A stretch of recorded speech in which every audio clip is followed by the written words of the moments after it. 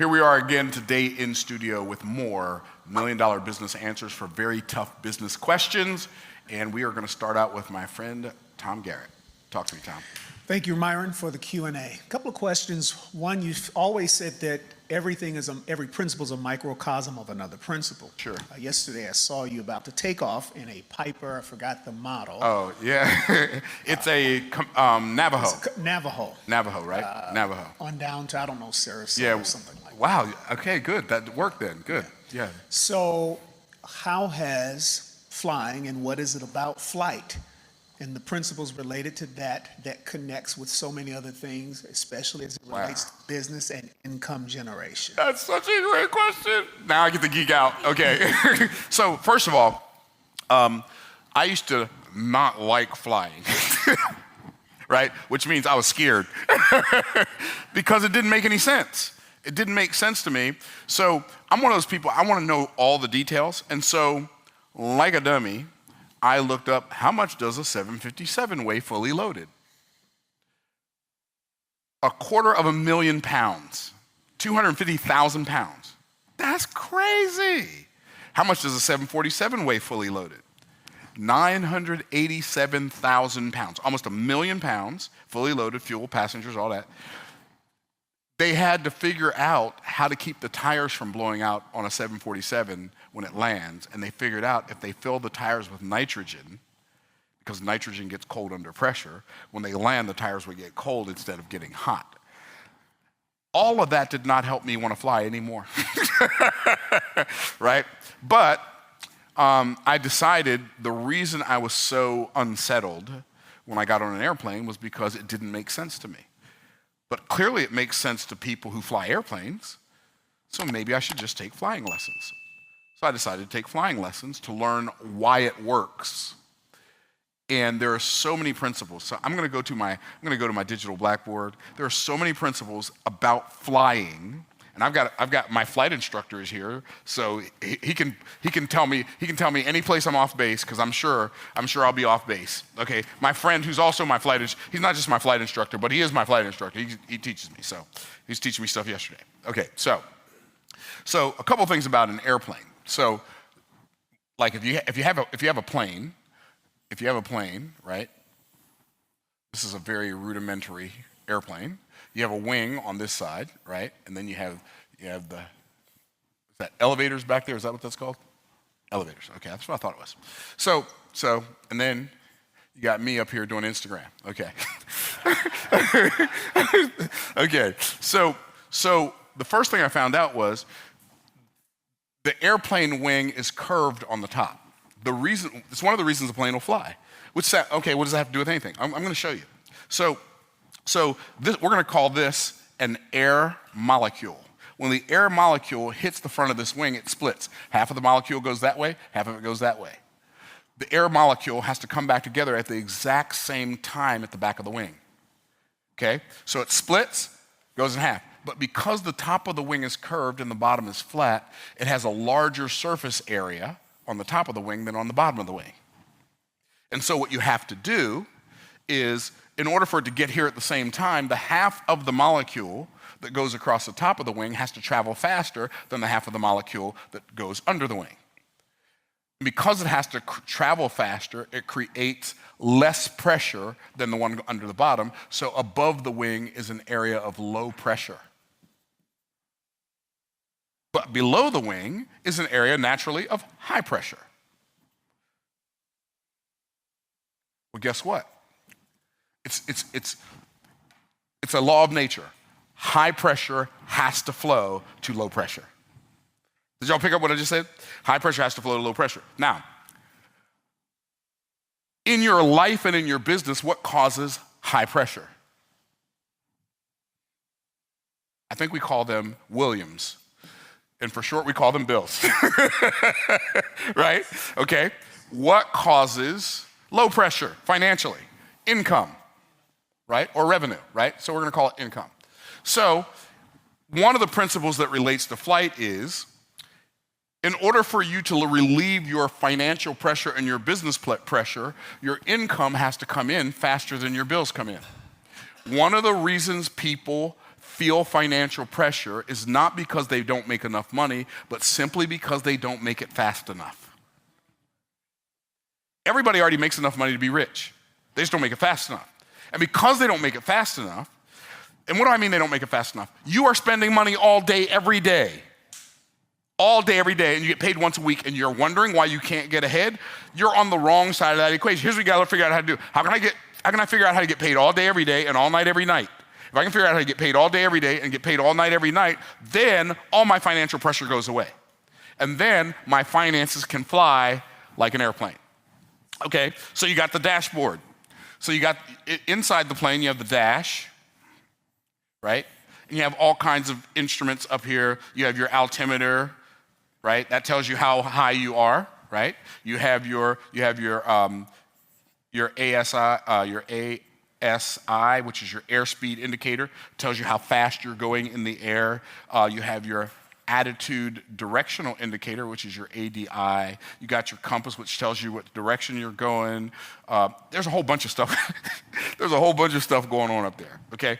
But these are some of the basic ones. And you have your, I don't know what the pitch indicator is, but it tells you whether you're leaning sideways or whatever. So think about it, how high you are. In business, you have to know where you are relative to where you've been, just like in a plane. Your airspeed indicator. You have to know how fast you're going, because if you're not going fast enough, you crash. If your income's not coming in fast enough in your business crashes. Your attitude directional indicator, that's one of my favorites. The fact that they call it, so the attitude of the plane is whether or not it's pointing upwards, the attitude is up. If the plane is pointing downward, let me do this a different way. If the nose is downward and the tail is up, the attitude of the plane is down. If the nose is up and the tail is down, the attitude of the plane is up. Well, what's really interesting about that is, when people have a bad attitude, they're kind of looking down, they're kind of thinking down thoughts, right? When they're looking up, their attitude's up, they're looking up, everything's bright, sunshine. But guess what? One of the problems a lot of people have, is they think too positively when things are going positive. And so they act like things can't ever go negative. But guess what happens when you get the attitude of the plane too high? The plane stalls. And guess what? When you start becoming overly optimistic and taking risks that are not managed well and are unnecessary, you're literally in danger of stalling out your business. So all principles are microcosms of each other. These are just a couple. Like, I could talk about thrust versus drag. I could talk about lift versus gravity. Like, how can something, 747, it weighs 987,000 pounds. How can that fly? It doesn't seem to make sense. If gravity says that what goes up must come down, like, a city bus can't fly. It doesn't weigh 1 million pounds.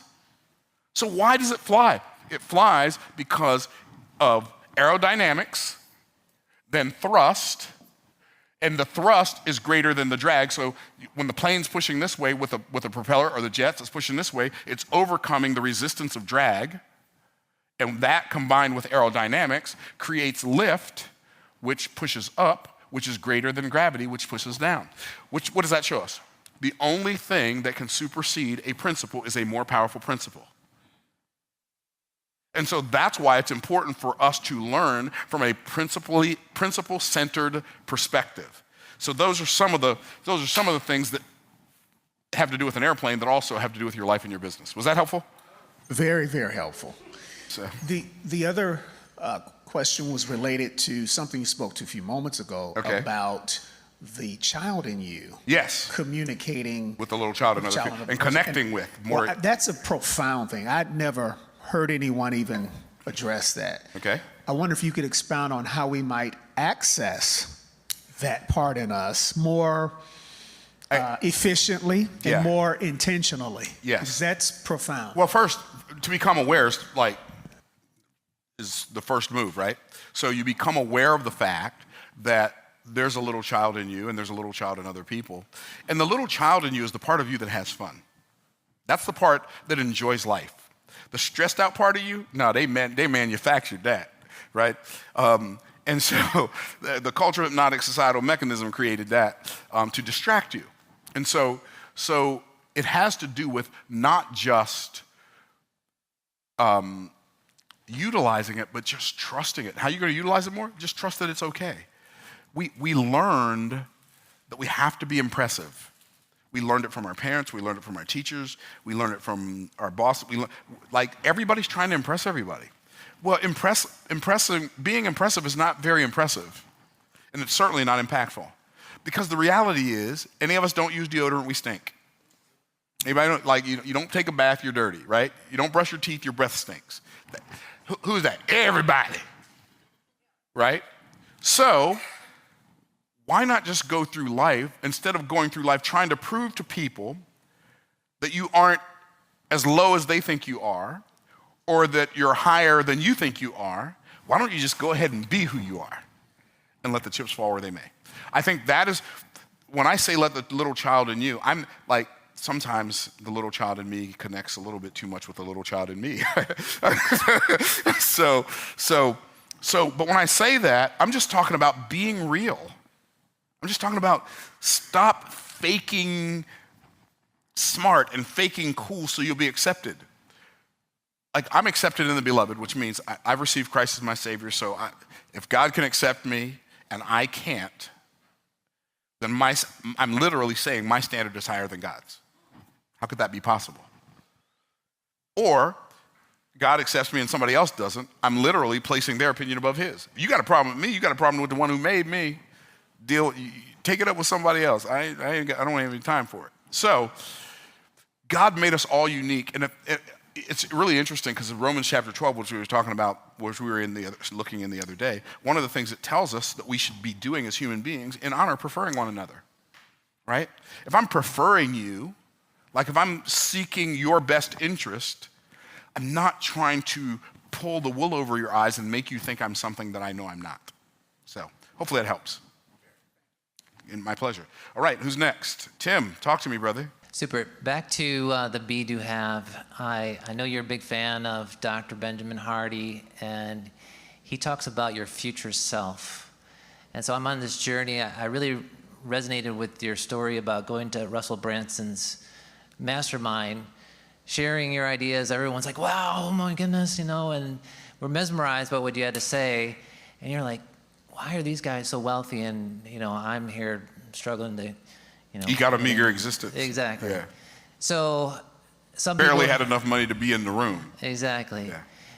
Yeah. So, there's this idea that some people will suggest if you try to pretend or fake it till you make it, that's the way to become the person you want to be, instead of having an idea of this future self person and living in that sense. I think the future self idea is a good idea. I think something that probably would be good to happen even before you got there is for you to become aware of your present self and the value of your present self. More fake it till you make it. I'm not a fan. In fact, I believe that if you feel the need for other people to believe something about you, you're already in a danger zone, right? You're not owning your identity. You're reacting to the lie-identity, which is what other people told you weren't your whole life. You're creating a my-identity, which is a fake alter ego to overcome their lack of understanding of you, instead of just trusting in your true identity, which came from the ultimate identity, the I am that I am. And if he is the I am that I am, then I am all that he says that I am, and I am nothing that he says I am not. And so I don't need to get my identity from the work that I do. I don't need to get my identity from how I look. I don't need to get my identity from how much money I make. I don't need to get my identity from how educated I am. I get my identity from the fact that I am made in the image of a great God. That's a great place to start. And he installed by nature an aspect of his creativity inside of me that he gave to no other human being on earth, which means I am the only person who can do the thing I was put here to do. What happens is I believe all of us lose sight of that thing, or maybe never get a glimpse of that thing because we're too busy reacting to our impressions of other people's impressions of us. And so I think what a person would be better off doing, rather than faking it until they make it, is just take inventory of your gifts. Like you are good at something. You're probably good at multiple somethings. Most people who are good at things think, yeah, but I'm not good enough to do it for a living. How do you know you haven't even attempted? Hey, I'm gonna tell you right now, if I wanted to, y'all looking at my face, right? Y'all can tell I'm serious. If I wanted to, I could become a pop star at 62. Y'all can laugh, y'all can laugh if y'all want to. But I know exactly how I would do it. There are people who can play the guitar better than me and play the piano and sing. And the only reason the world has never discovered them is because they've never recognized themselves. If Neil Diamond could become a rock star, anybody can. Now, some people love Neil Diamond. I'm not talking bad about Neil Diamond. His voice never did anything for me. I'm like, every time I heard a song by Neil Diamond, I just thought to myself, this dude makes money singing. That's crazy. And you may have somebody like that you think of, you're like, that person makes money singing? How they make money singing, right? So see, when we have our gift and then we start utilizing that gift to serve people, people start showing up to be served. Then you start charging them. That's real. If I wanted to be a pop star, once I get that, I don't want to be a pop star. I don't want to be any kind of star. But if I wanted to be one, what I would do is I would do covers of top 10 songs every month on YouTube. I would build an audience, do covers of top 10 songs because I would get views because they're top 10s. And a cover is basically when you sing somebody else's song and play an instrument. So I'd do covers of top 10 songs. Then, in addition to doing covers of top 10 songs, once a month I'd release one of my own songs on my YouTube channel. And I'd probably give voice lessons or free guitar lessons, and I would send people to an opt-in funnel to get their free guitar lesson or their free voice lesson, and now their name's on an email list. And then once my channel got to 1 million subscribers, I would release an album for $10 with 10 songs on it, and if 10% of the people bought it, that'd be 100,000 people who would buy it for $10, and I made $1 million when I released my first album. Part of that is already happening. But you see what I'm saying? So the problem is people don't take inventory of their gifts. So they don't know. If I don't recognize my gift, how can I expect you to recognize it when the scripture clearly says, as in water, face answereth to face, so doth the heart of a man to a man. What does that mean? That means people don't see you through their eyes. They see you through your eyes. And until you start looking at yourself differently, nobody else is going to start looking at you differently. And sometimes you need a catalyst, right? Sometimes you need somebody outside of you to see something in you that you couldn't see in yourself. And then he's like, you see that in me? Okay, let's go. Now you can see it, I can see it, right? Does that make sense? And so it's more about just taking inventory of your gifts. And once you discover what it is, because a man's gift maketh room for him and bringeth him before the great men. So once you discover what that gift is, then you develop that gift. You discover your gift, you develop your gift, and then you deploy that gift into the marketplace for a profit. And instead of faking it until you make it, once you find out what that gift is, you project it until you perfect it. There are speakers that are way better speakers than me. One of them just came in the room, Dr. Del Toro. And no, I ain't even gonna argue with you, bro. I'm not gonna argue with you. I'm older than you, so just younger, submit yourselves to the elder, okay? Okay, so there are better speakers than me. I'm okay with that, but I'm projecting what I got until I perfect it. I'm gonna use what I got till I get some more. And if I don't get no more, I'm gonna keep using what I got. And see, your problem is you don't feel like you have enough, so what you have, you hide. I'm not saying you, Tim, but I'm just saying people. You don't feel like you have enough, so because you don't feel like you have enough, what you do have, you hide. And because you hide it, you end up like the wicked and unprofitable servant who realized that his master reaped where he hadn't sowed and gathers where he hadn't strawed. And so I hid my talent in the earth because I was afraid, right? And he said, you knew that I reap where I haven't sown? You knew I gather where I haven't strawed? You should have then given my money to the exchanger so that when I came back, I might receive my own with usury. God expects all of us to give him back more than he gave us because we did something with what he gave us. So I don't know if that's helpful or not, Tim. Okay, cool. Dr. Howard. Good morning. So I'm most of the way through Dan Kennedy's book, The Business, and what he established in terms of the value of having a book is extreme, but he did that way before social media existed. Well, and he doesn't do social media. You got to add that to it too. Right. But you do social media, and I see now the combination of social media in with having the value of the book. And then you mentioned this morning, which I didn't know, that you use Instagram. I call them Instagram infomercials. That's what I call them. Infomercials. And then you have YouTube. How do you tie that in to your book as you begin your book funnel, your social media? And which works best, or YouTube? Or do you combine both? They work differently for different things. So how do I tie social media in with my books? Yes. So we create in the video promotions. So in my YouTube channel, like in a YouTube video, we may insert a promotion that I do for a book. So we just record I'll sit right here and record hey, if you haven't read Boss Moves, this book right here is 2 hours of coaching for entrepreneurs. If you paid me to sit down and coach you for 2 hours for the first time, I would teach you the stuff in this book. You'd have to pay me $80,000. I get paid $40,000 an hour for coaching.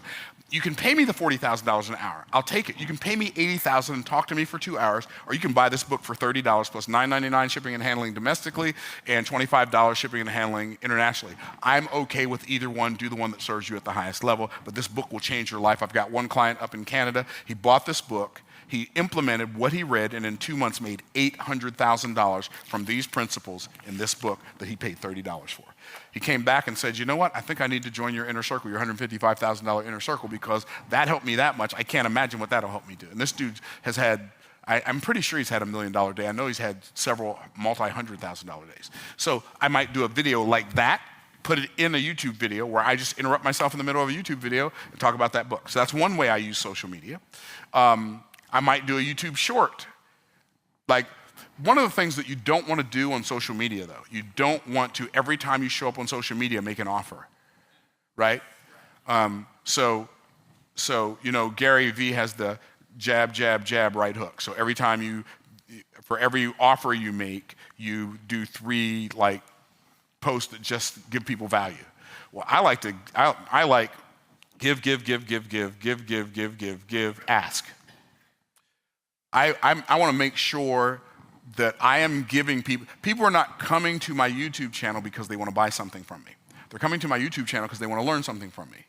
Every now and then, I will let them know that I have something for sale. Same thing on my Instagram. People aren't coming to Instagram to buy something from me, but every now and then, I will let them know that I have something. So that's what we do as far as using social media. Plus, I'll do a live on YouTube every couple of months. I'll go live on YouTube and do a special promotional giveaway thing just to gain subscribers. We've done that a couple of times.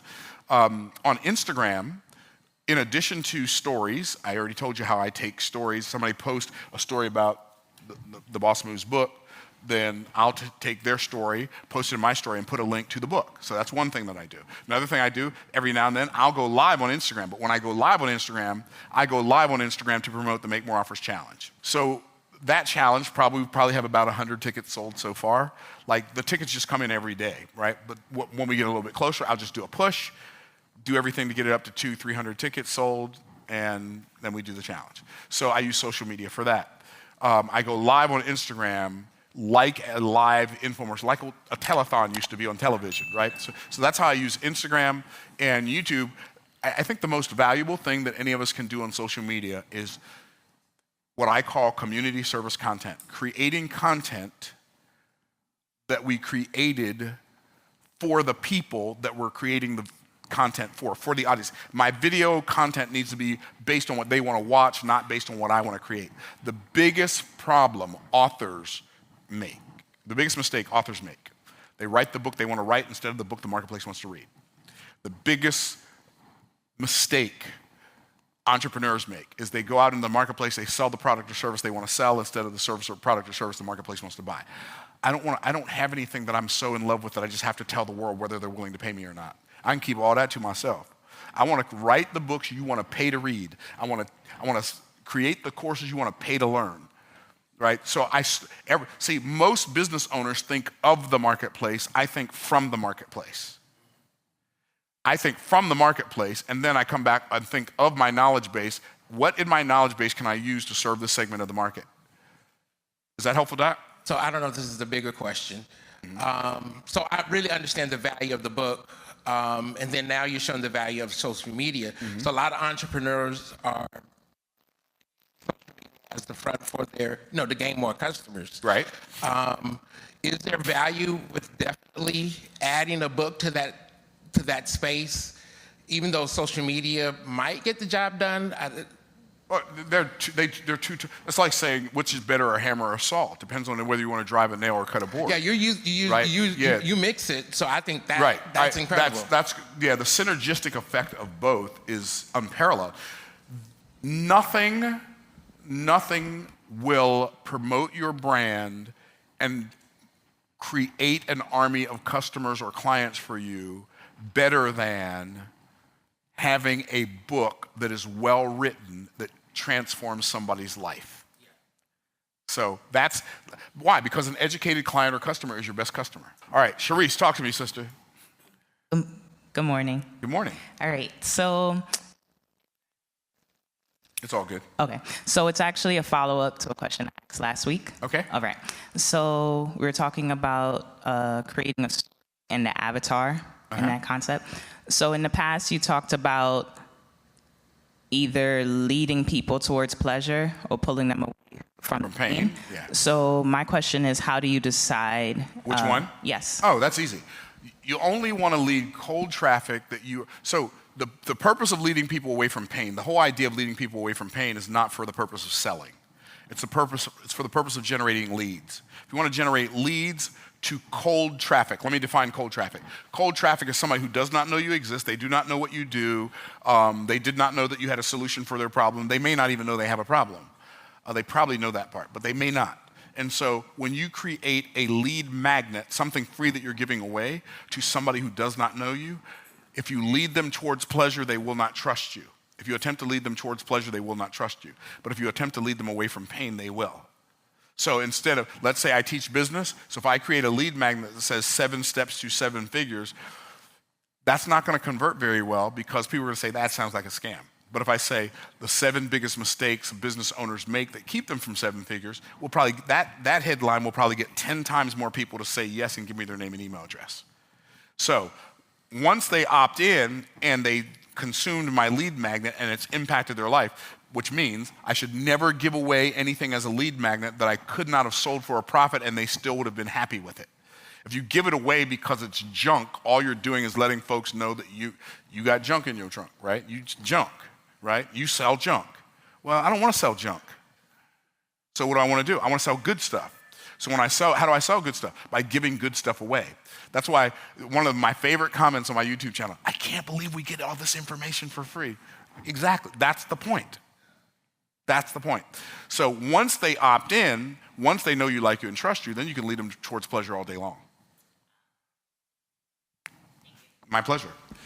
Any more? All right, so I just want to express gratitude for all the value that you give out for free. My pleasure, brother. So you said you bought guitar lessons off, I think it was like an ad or something on YouTube. On YouTube? YouTube ad. So you said it was like $8,000 or something? It was $8,800, but because I paid one payment, if I did payments, it would be $8,800, but I did one payment, so I got it for $7,800. Yeah. Okay.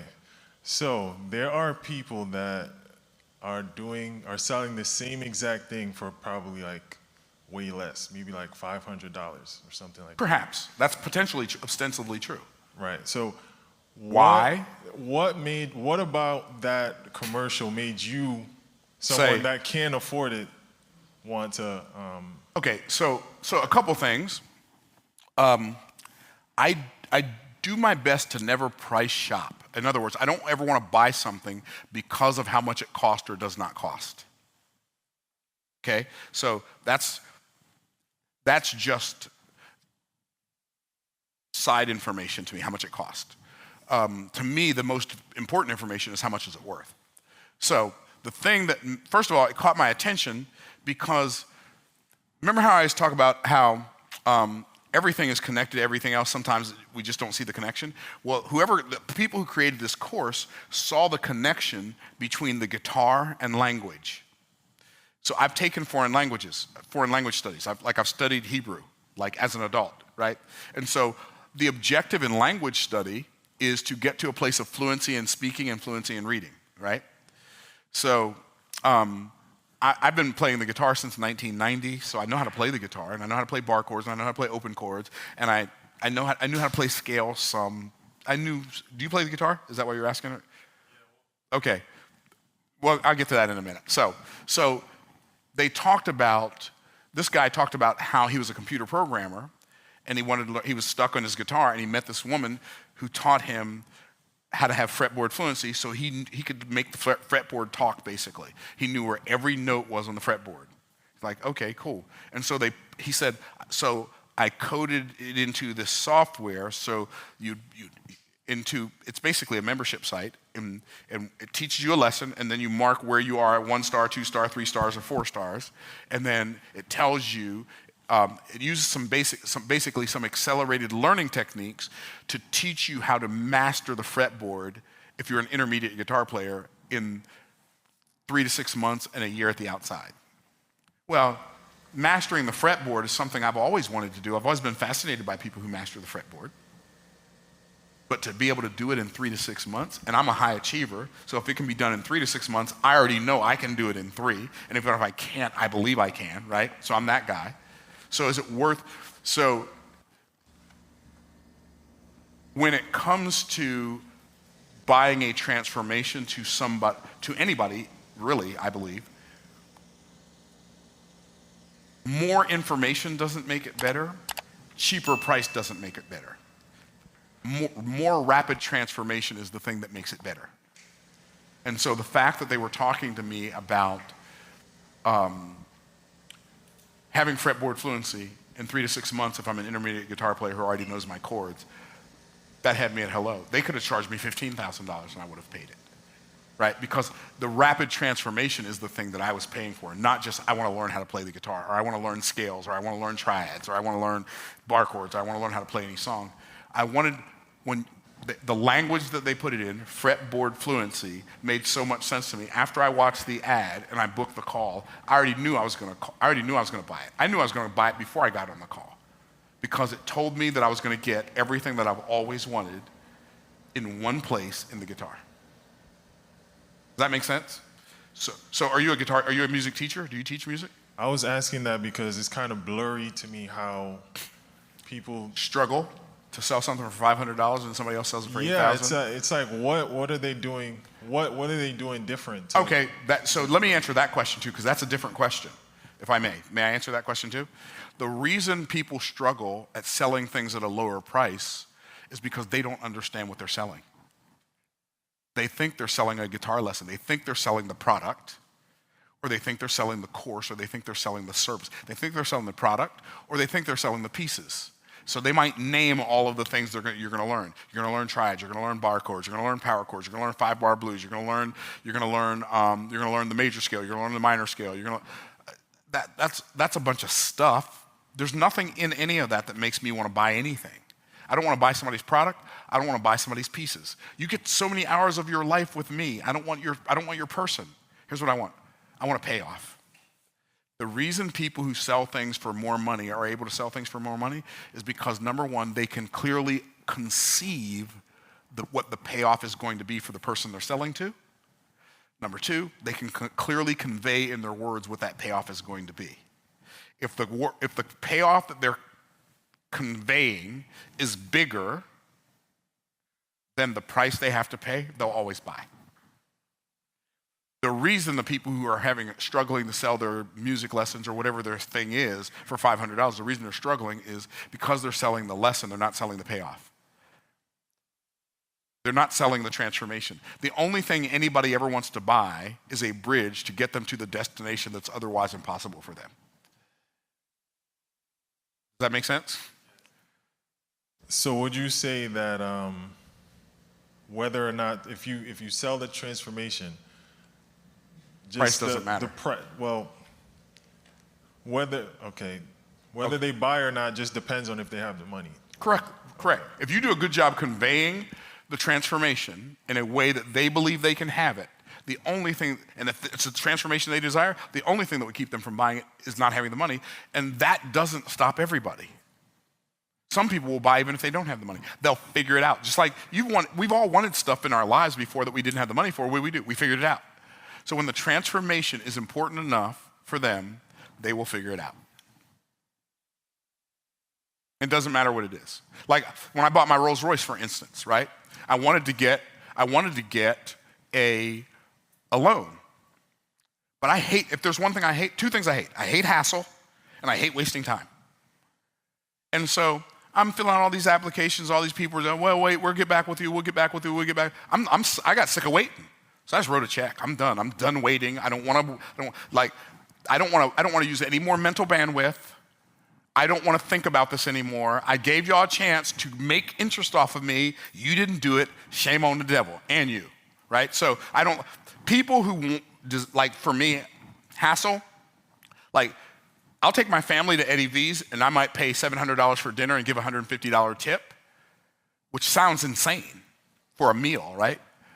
Why would I do that? I'll do it because I like the level of service. It's the exact opposite. It's like the extreme opposite of being hassled. And so I will pay not only not to be hassled, but I'll pay a lot for the extreme opposite of being hassled. Does that make sense? Because that, for me, is the transformation I want.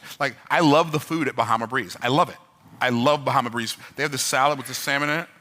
I don't even remember last time. I just don't go there because their management is terrible. Their customer service is terrible for what I like. And I feel like every time I go in there, they hassle me about something. I'm like, this is stupid. I'm paying y'all. Y'all ain't doing me a favor, right? So, but I go to Eddie V's. Oh, hey, Mr. Golden. Hey, hey, Mr. Golden. And we got your table ready for you. Oh, yeah, we have the private dining room ready. That's what I want. And if it costs more, okay. Does that make sense? And here's what some people say. Yeah, you do that because you can afford it. But maybe I can afford it because I do that. And what I mean by that is because I've created a standard of what is acceptable to me and what is unacceptable to me, I've created a life that gives me what's acceptable and leaves everything else out.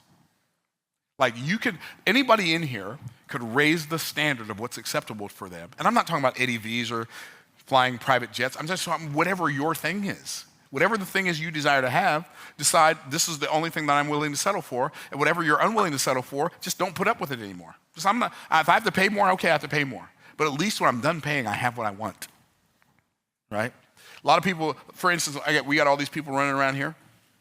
Like Jose's over there taking sneaky shots at me and you didn't even know he was there, right? That's how Jose's over there. Karina's back there doing her social media stuff. Larry's back there pushing buttons. I don't even know what the buttons do. Who else? Is there anybody else here on the team right now? Okay, Marima's in Canada taking care of stuff, and Rob's on vacation. But like we got all these people running around, Zach and Laura, their house doing stuff right now. And a lot of people say, well, Myron, you could outsource all of that. I could. But then I would get what outsourcing gets you.